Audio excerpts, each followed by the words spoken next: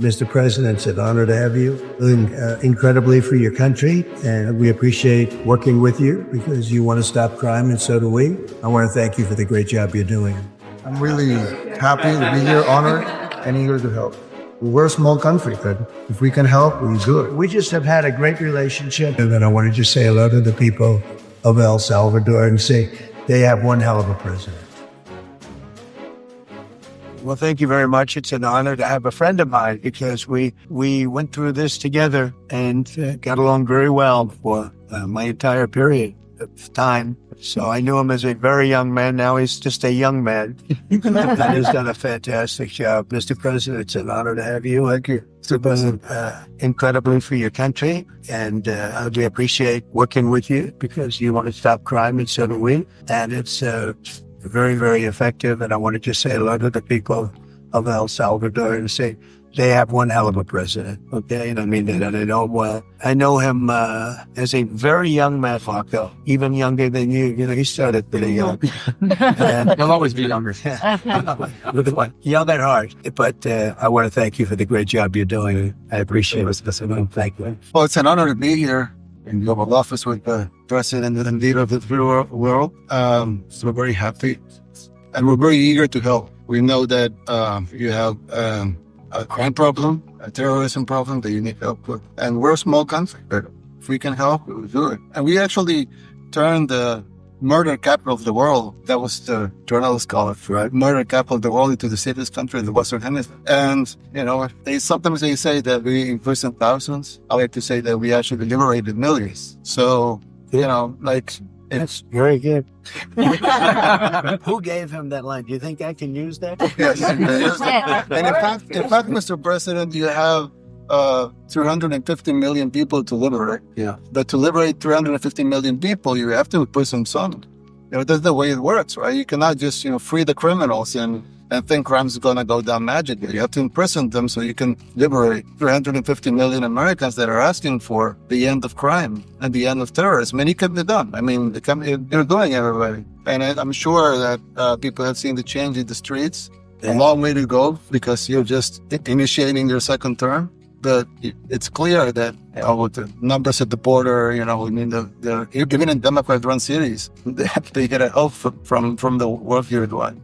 So I'm really happy to be here, honored, and eager to go. Well, we had a terrible thing happen. We had an administration that allowed people to come in freely into our country from not only South America, but from all over the world, many from the Congo and Africa, Asia, all over the world, Europe, rough parts of Europe. And they came from prisons, and they came from mental institutions, and they came from gangs and the gangs of Venezuela and other places. And hundreds of thousands and even millions of them came. 21 million people altogether, but many of the people that came, just a tremendous percentage of them were criminals, in some cases violent criminals. We had 11,088 known murderers. Half of them murdered more than one person. This was allowed by a man who, what he did to our country is just unbelievable. So we're straightening it out. We're getting them out. But what they did and what that party did to our country, open borders, anybody could come in. As soon as I heard that, I said, every prison's going to be emptied out into our country.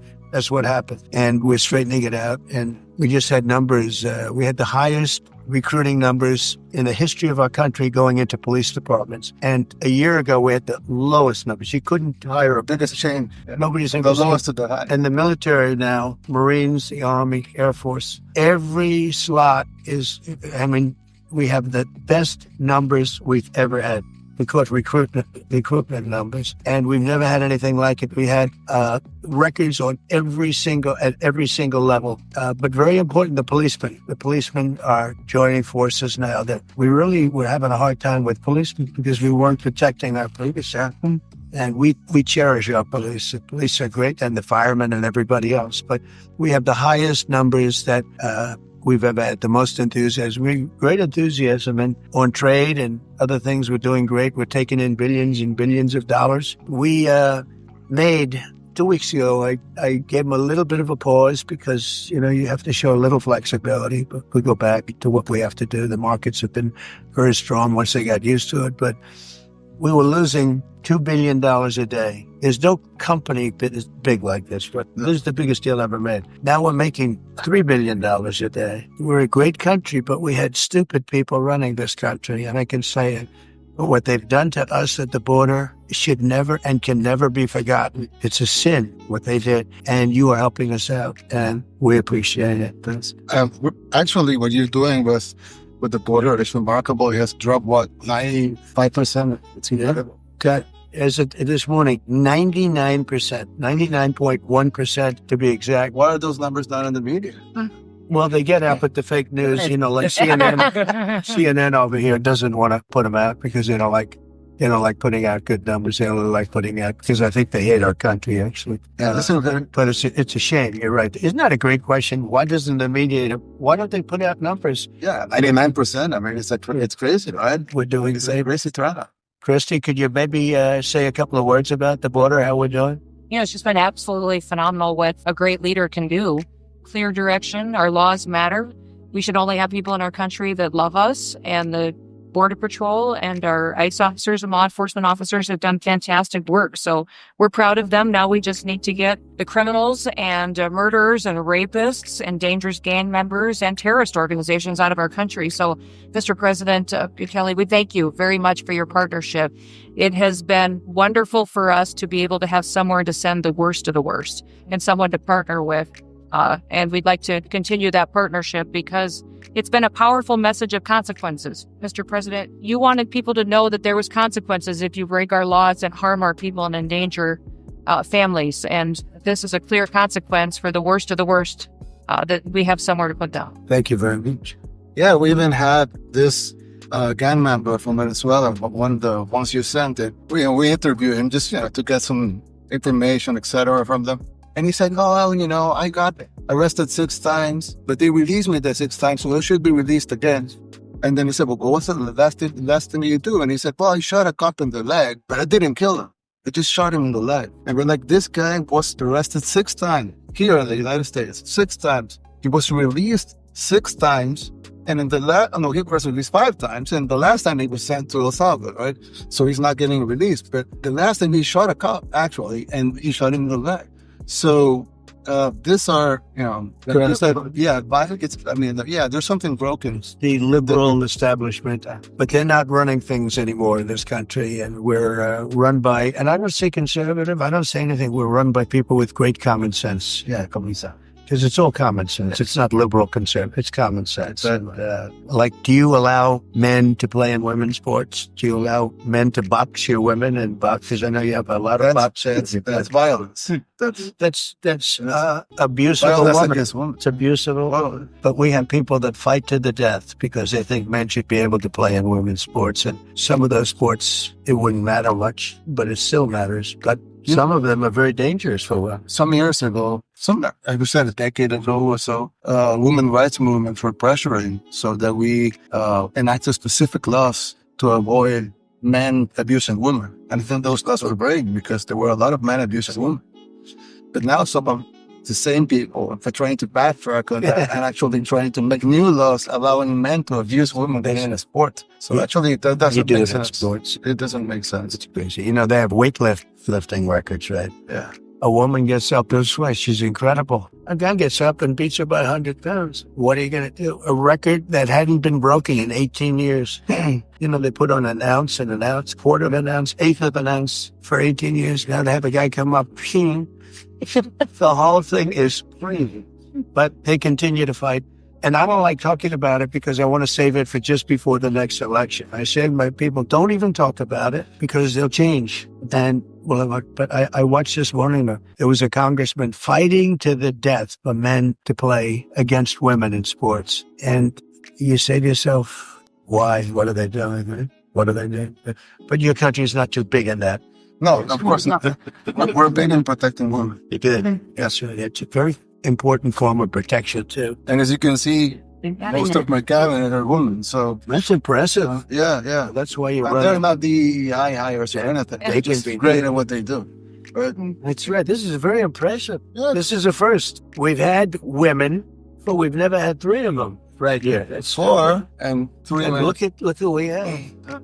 You guys feel a little bit mistreated? That's good. I like it. We've been advanced. I've been very advanced in that regard too. We have Pam, who's been so fantastic. Christy, and the most powerful woman they say. I know. Exactly. She's rated. They're all afraid of Susie Wells. They say, oh, she's tough. Yeah. Most powerful woman in the world, according to magazines. What do I know? Yeah. I think she probably is. Yeah. She probably is. Congratulations. And Stephen, who's done such a great job.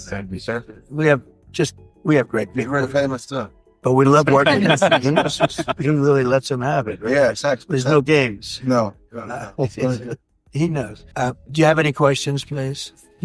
Go. Let's not start with CNN because they're just so wrong. Yeah, please. Yeah, thank you, Mr. President. You repeatedly mentioned last night that Russia's attack on Ukraine was a mistake. What is the exact mistake? And had you given Putin a deadline to actually move toward a ceasefire? The mistake was letting the war happen. If Biden were competent, and if Zelensky were competent, and I don't know that he is. We had a rough session with this guy over here. He just kept asking for more and more. That war should have never been allowed to happen. That war, I went 4 years and Putin wouldn't even bring it up. And as soon as the election was rigged and I was here, that war started. There was no way that war should have been allowed to happen. And Biden should have stopped it. And you take a look at Putin. I'm not saying anybody's, but I will tell you, I went 4 years and it wasn't even a question. He would never. And I told him, don't do it. You're not going to do it. And it was the apple of his eye, but there was no way that he would have done it. All you had to do is lower oil prices. If you lowered oil prices, Biden kept the prices so high because he made it impossible to get it. If you lowered oil prices, you would have never had the war. But you wouldn't have had it with me anyway. That war would have never happened. And I think it's a great abuse. So now what do? You get a country where 25% of its land is gone and the best locations, where millions of people are killed. You haven't reported accurately the death. And this was Biden's war. And I'm trying to stop it. And I think we're going to do a good job. I hope we're going to do. They lose 2,500 young people a week, think on average. Now, they're Russians and they're Ukrainians, but it's 2,000. We don't care. It's like whatever it is. I'm tired of it. They're not from your country. They're not from mine, but I want to stop it. 2,500. It's a killing field. It's like the Civil War. You take a look. I look at the satellite pictures.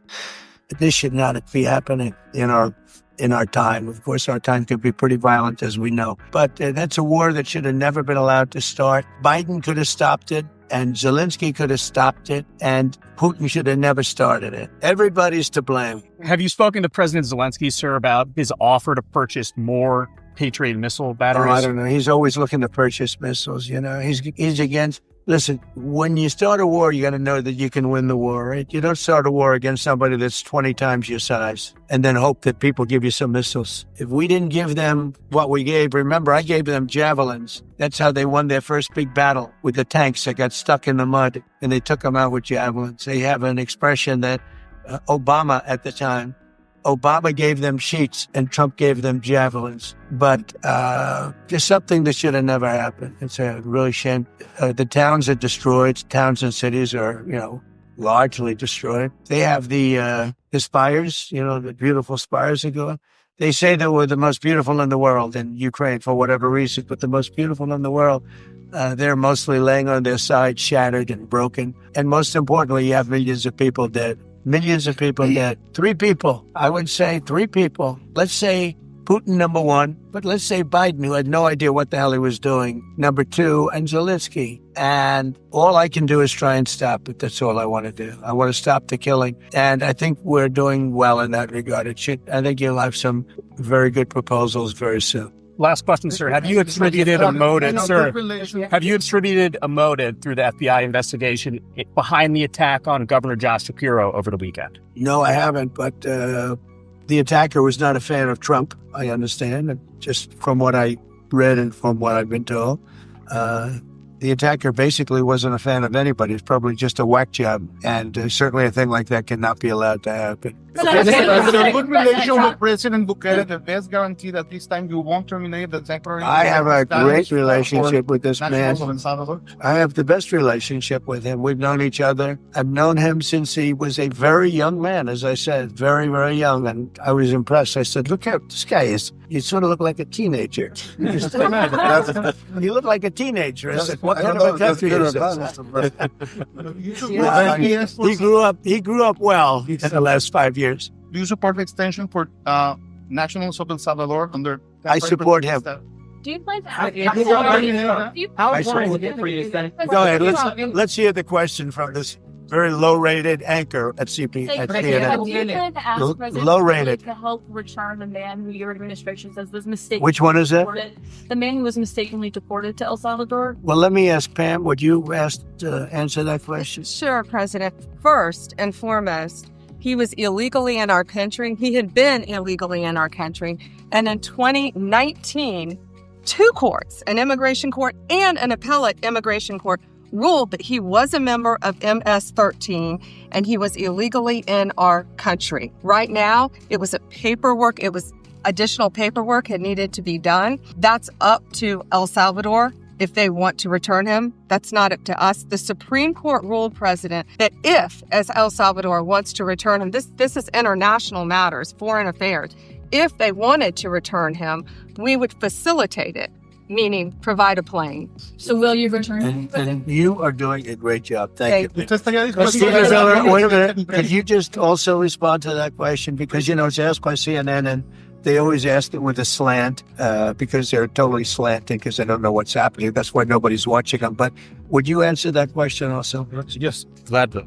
So, as Pam mentioned, there's an illegal alien from El Salvador. So, with respect to you, he's a citizen of El Salvador. So it's very arrogant even for American media to suggest that we would even tell El Salvador how to handle their own citizens as a starting. As two immigration courts found that he was a member of MS-13. When President Trump declared MS-13 to be a foreign terrorist organization, that meant that he was no longer eligible under federal law, which I'm sure you know, you're very familiar with the INA, that he was no longer eligible for any form of immigration relief in the United States. So he had a deportation order that was valid, which meant that under our law, he's not even allowed to be present in the United States and had to be returned because of the foreign terrorist designation. This issue was then, by a district court judge, completely inverted, and a district court judge tried to tell the administration that they had to kidnap a citizen of El Salvador and fly him back here.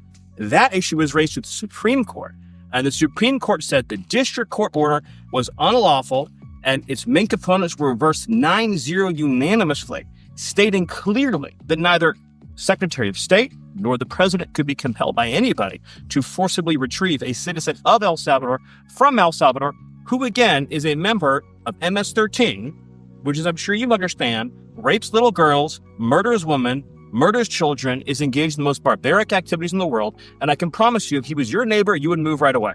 So you don't plan But to the ask Supreme for Court is asking to And what was the facilitate ruling his release. in the Supreme Court, Steve? Was it 9-0? Yes, it was a 9-0 In our favor. in our favor against the district court ruling, saying that no district court has the power to compel the foreign policy function of the United States. As Pam said, the ruling solely stated that if this individual at El Salvador's sole discretion was sent back to our country, that we could deport him a second time. Well, No version of this legally ends up with him ever living here because he is a citizen of El Salvador. That is the president of El Salvador. Your questions about it per the court can only be directed to him. I asked. Se lo liberaría, Presidente Bukele. Can President Bukele weigh in on this? Do you plan to return him? Well, I'm also not suggesting that I smuggle terrorists into the United States, but It's almost how here. can I return him to the United States? Like, could I smuggle him into the United States, or whether? Of course, I'm not going to do it. It's like, the question is preposterous. How can I smuggle a terrorist into the United States? I don't have the power to return him to the United States. But you could release him inside El Salvador. Yeah, but I'm not releasing. We're not very fond of releasing terrorists into our country. We just turned the murder capital of the world into the safest country in the Western Hemisphere, and you want us to go back into releasing criminals so we can go back to being the murder capital of the world? And that's not going to happen. Well, they'd love to have a criminal, Yeah, released into there's a fascination. They would love it. Yeah, They're sick. These are sick people. Marco, do you have something to say? Yeah, I mean, Stephen outlined it. I don't understand what the confusion is. This individual is a citizen of El Salvador. He was illegally in the United States and was returned to his country. That's where you deport people back to their country of origin, except for Venezuela that was refusing to take people back, or places like that. I can tell you this, Mr. President. No, the foreign policy of the United States is conducted by the President of the United States, not by a court. And no court in the United States has a right to conduct the foreign policy of the United States. It's that simple. End of story. And that's what the Supreme Court held, by the way, to Marco's point. The Supreme Court said exactly what Marco said, that no court has the authority to compel the foreign policy function of the United States. We won a case 9-0, and people like CNN are portraying it as a loss, as usual, because they want foreign terrorists in the country who kidnap women and children. But President Trump, his policy is foreign terrorists that are here illegally get expelled from the country, which, by the way, is a 90-10 issue. Well, Mr. President, you said that if the Supreme Court said someone needed to be returned, that you would abide by that. You said that on Air Force One just a few days ago. How long do we have to answer this question from you?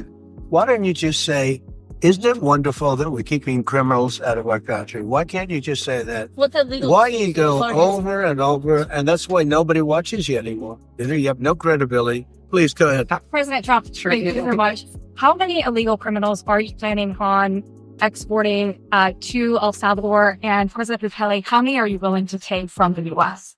As many as possible. And I just asked the president, it's this massive complex that he built, jail complex. I said, can you build some more of them, please? As many as we can get out of our country that were allowed in here by incompetent Joe Biden through open borders. Open borders. You probably hear open borders and you can't even understand it because nobody can understand. Nobody smart or with common sense can understand it. We have millions of people that should not be in this country that are dangerous. Not just people, because we have people, but we have millions of people that are murderers, drug dealers. They've been allowed to come into our country by other countries that were very smart when they heard that this very low IQ president. And by the way, I took my cognitive exam as part of my physical exam, and I got the highest mark. And one of the doctors said, sir, I've never seen anybody get that kind of, that was the highest mark. I hope you're happy with that.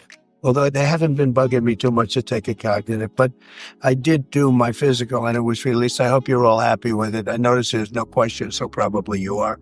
But the cognitive, they said to me, sir, would you like to take a cognitive test? I said, did Biden take one? Anybody take one? No, not too many people took them. I said, what about Obama? Did he take one? No, he didn't take one either. I said, let me be the only one to take one. But I've actually taken them 3 times already. I like taking them because they're sort of, too tough for me to take. We had a great physical exam, so I know you're going to ask that. And the doctors who are total professionals, Walter Reed Medical Center, they're great people. And I visited a soldier that was badly wounded, incredible soldier, lost his leg, and who spent a lot of time with him. I mean, great with his mother, and it was really a very great thing. They do a phenomenal job. I just want to say, Walter Reed, I was there for, 5-6 hours. You were there with me. But I took a full physical, and it came out perfecto, so that's good. But she's got me for a little longer. So the U.S. is willing to pay for those facilities to be opened if new ones for them be built? I'd do something. We'd help them out. Yeah. They're great facilities, very strong facilities, and they don't play games. I'd like to go a step further. I mean, I said it to Pam. I don't know what the laws are. We always have to obey the laws, but we also have homegrown criminals that push people into subways, hit elderly ladies on the back of the head with a baseball bat when they're not looking, that are absolute monsters. I'd like to include them in the group of people to get them out of the country, but you'll have to be looking at the laws on that, Steve, okay? And you think more presidents should follow suit like you guys as far as keeping a hard stance on crime? Well, I do. I think everybody has to. And the president said it better than anybody. He said, you have liberty and you have to have liberty, but to have liberty, not everybody is going to be good. And, some are bad because they're sick. They're mentally deranged. They're bad. Why do you? And you have to take them. If you're going to have a country, you're going to have to take those people out. And we've been doing that. But this was like an unforced error, they would call it, where we had people that may hate our country, or maybe they're just stupid people. I think they're probably stupid people more so. They A lot of people said they did it for the vote, but I did better with Hispanic people than they did because I always use Hispanic. I did better. You people love me. I saw my phone numbers in your country up through the roof, right? 91%. They some people think they do it for the vote, but they don't have to do it for the vote. They cheat, they're professional cheaters. That's about the only thing they do well. So we just have had a great relationship, and it's become bigger because of a strange thing that's happened. I came back. We had no war in Ukraine. We had no no October 7th Middle East problem. We had nothing. We had no inflation. We didn't have the Afghanistan, most embarrassing moment in the history of our country, the Afghanistan, not withdrawing because I would have been out. I had it all set to bring people out with dignity and pride. That was the worst, most embarrassing moment in the history of our country, Afghanistan. We didn't have any of that. You wouldn't have had the war with Russia, Ukraine. You wouldn't have had the Middle East problem because Iran was broke. They had no money, because we had secondary sanctions on and lots of other sanctions. And now every single thing. Got a problem with Iran, but I'll solve that problem. That's almost an easy one. We got to solve a war that should have never started, Ukraine, and we'll get that solved. And we have to solve problems, and we already solved inflation. If you look at the numbers are incredible, actually. The stock market's up, and we're not letting other countries take advantage of this country like they have for the last 40 years. So thank you very much. You have a question, please? Yes, Mr. President. Thank you so much. You scored another major investment win this morning when Nvidia pledged to build its AI supercomputer, the first time ever, right here in the United States. Thank you, sir. That's a question I like. That's true. What is your reaction to this announcement, sir? How will this positively benefit Americans across the world? Well, it's one of the biggest announcements you'll ever hear because Nvidia, as you know, controls that almost the entire sector, which is one of the most important sectors in the world between chips and semiconductors and everything else. And they're the biggest. And the other biggest we already have coming in and spending $300 billion, as you know, they announced 2 weeks ago. But Nvidia is so highly respected. And this was an announcement that a lot of people, I knew it was going to happen, but not to the extent that it happened. It's big. And the reason they did it is because of the election on November 5th and because of a thing called tariffs. As I said, the most beautiful word in the dictionary. After love, God, relationship. The press actually hit me and said, tariff is the most beautiful word in the dictionary. What about family, love, God? So I got hit even on that. Do you understand? I said, okay. So now I say it's my fifth most favorite word because they get you on anything. But that Nvidia, it's one of the great companies of the world. Modern, super modern companies, controls segments that nobody sort of controls the world in a sense, and they're coming in here in the biggest way with hundreds of billions of dollars, not like millions of dollars, hundreds of billions of dollars, and I'm honored by it. And I want to thank Jensen and all of the people that we deal with. They're great people, they're brilliant people, and without tariffs, they wouldn't be doing it. Thank you very much. President, additional sanctions against Russia after their latest attack. And do you have an update on the rate and when you might announce them? Well, I already have sanctions at Russia. I put them there. If you remember, Nord Stream 2, that's the big pipeline that goes through Europe. I stopped it. That's Russia's pipeline, the largest pipeline, I think, in the world, goes to Germany. And I stopped it. And when Biden came in, he approved it. And then they say, oh, I'm friendly with Russia. No. Putin said, if you're my friend, I'd hate to see you when you're my enemy. I stopped the biggest economic job they ever had. I stopped it cold, right? It was dead. You know that, right? Biden came in and he immediately approved it. What was that all about? Sanctions, sorry. And it's a pipeline that takes care of a lot of the needs. Now, it was a very controversial thing. But I stopped it, and Biden approved it. Question? On tariffs? No, not you, okay. Not on tariffs. Pharmaceuticals? What? The semiconductor tariffs and potentially pharmaceuticals. Pharmaceuticals we're going to do. We don't make our own drugs, our own pharmaceuticals. We don't make our own drugs anymore. The drug companies are in Ireland, and they're in lots of other places, China. And all I have to do is impose a tariff. The more, the faster they move in. The higher the tariff is very serious. It's inversely proportional. The higher the tariff, the faster they come. And we're going to be doing that. That's going to be like we have on cars. We have, as you know, a 25% tariff on cars. We have a 25% tariff on steel and aluminum, and that's what that category fits right now. Do you have a percentage in mind and a timeline? I have a timeline, not too distant future. And we're doing it because we want to make our own drugs. We're doing it because we want to make our own steel and aluminum, lumber, other things. And they're all coming in. We have record numbers, $7 trillion. Since I announced a month and a half ago, since I came up, we have over $7 trillion being invested in the country.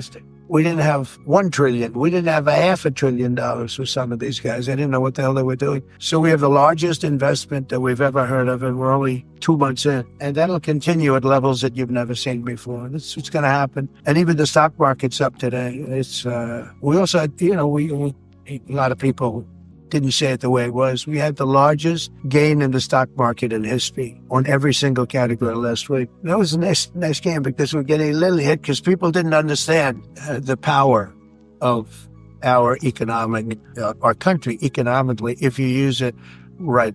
Do you have something to say on that, JD? Yes, sir. I mean, look, for 40 years, we have lost manufacturing capacity. Workers have seen their wages stagnate. And some of the most critical things that we need, from the pharmaceuticals, the drugs that we give to our children, the antibiotics that we give to our kids, to the weapons that we actually need to fight a war, if God forbid we had to fight a war, we don't make enough of that stuff. And so President Trump ran explicitly on changing that. Yes, as the president mentioned, it caused a little bit of disruption in the market, but I actually think over the long term, workers are going to benefit, stocks are going to go up, American businesses are going to benefit as we reinvest and reindustrialize our country. And the auto workers and the Teamsters and all of the unions, not traditionally Republican, but I'm winning those unions by, 40, 50 points on the Democrats. They're losing everything. They're losing everything because they just have policies that are not believable. They fight for policies that are 5% popular, and nobody knows who the 5% are. I mean, nobody can find the 5%. But if you go back to Ohio, and by the way, we have the great championship team from Ohio coming in today, right? Very big day. And that's going to be a little bit later. And that'll be, if you want to stick around, I'll introduce you to some nice people. You'll see some very large people, right? You see some people that even you have not seen before. These are big. These are 6'7", 380 pounds with no fat. Okay, that's pretty good. But the national championship team is being honored today at the White House, so that'd be exciting. If you're around, you want to stay around, I'll have you up there. You can tell them all about your prison, how you have to behave. Okay.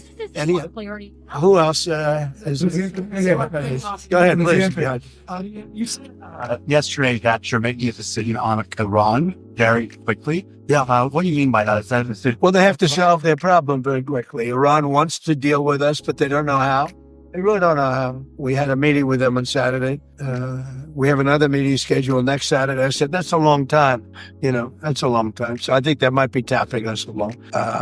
But Iran has to get rid of the concept of a nuclear weapon. They cannot have a nuclear weapon. He can't have a nuclear weapon. Nobody can have. We can't have anybody having nuclear weapons. Can't have nuclear weapons. And I think they're tapping us along because they were so used to dealing with stupid people in this country. And I had Iran perfect. You had no attacks. You would have never had October 7th in Israel, the attack by Hamas, because Iran was broke. They were stone cold broke when I was president. And I don't want to do that. I want them to be a rich, great nation. The only thing is, one thing, simple. It's really simple. They can't have a nuclear weapon. They got to go fast because they're fairly close to having one. And they're not going to have one. And if we have to do something very harsh, we'll do it. And I'm not doing it for us. I'm doing it for the world. And these are radicalized people. And they cannot have a nuclear weapon. Does that include a potential strike on Iranian nuclear facility? Of course it does. And just a follow-up question, a clarification.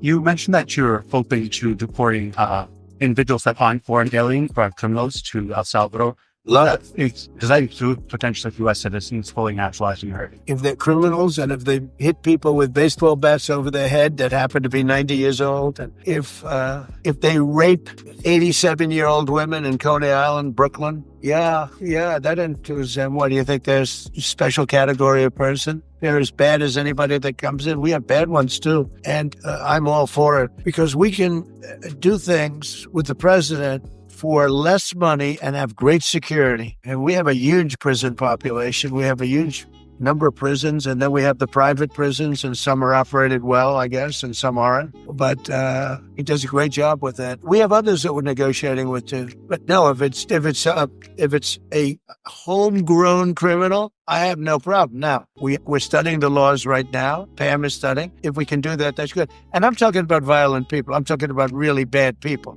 Really bad people. Every bit as bad as the ones coming in. And I made the statement when I heard about this a long time ago now, 4 years ago. When I heard that this guy was having open borders, I said, every single criminal from all over the world is going to be dumped into our country. And that's what happened. The jails of the Congo were emptied out. The jails of Venezuela were emptied out. And you know what happened? Their crime went way down. But now Venezuela has other problems. You know what the problem is? They have no money. Yeah. Because I shut off their oil and we put secondary tariffs because they're not doing what's right over there. They know what to do. We spoke to them. I spoke to them. They know what to do. But they have no money. Venezuela has no money. Iran had no money.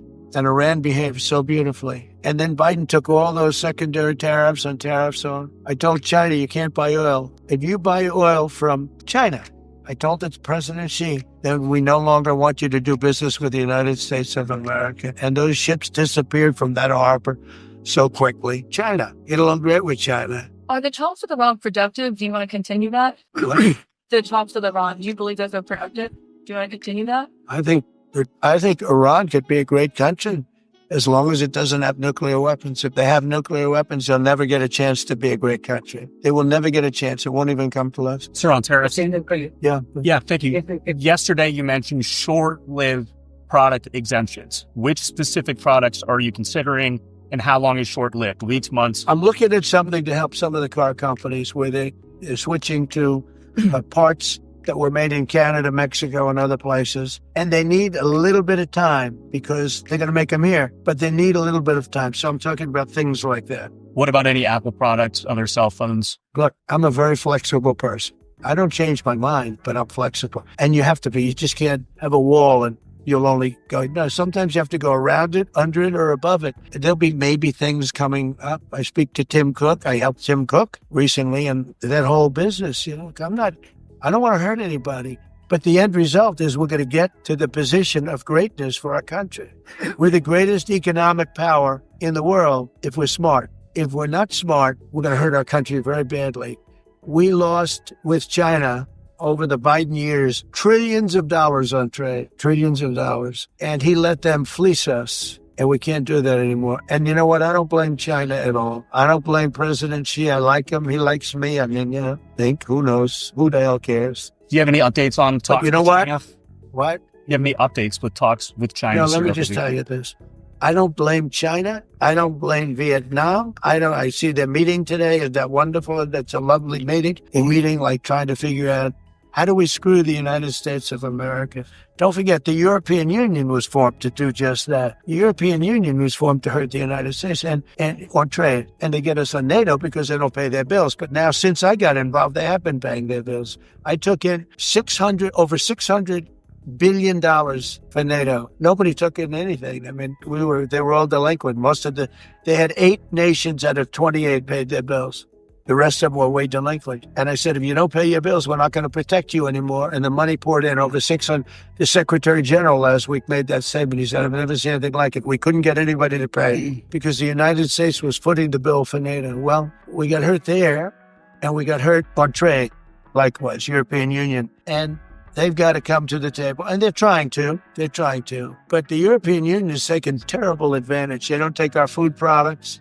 They don't take our cars. We have millions of their cars, BMW, Volkswagen, Mercedes-Benz, many others. They come in by the millions. There are no Chevrolets in Munich. I can tell you that. I said to Angela Merkel when she was there, as she was letting millions of people infiltrate Germany, which was not so good we would call them illegal immigrants, but she made them legal. But I said to her, and I get along with her very well, I said, how many Chevrolets do we have in Frankfurt? Why? None, Donald, none. I said, you're right. And yet we take in millions and millions of cars. No, those days are over. Okay. Thank you very much, everybody. Thank you, guys.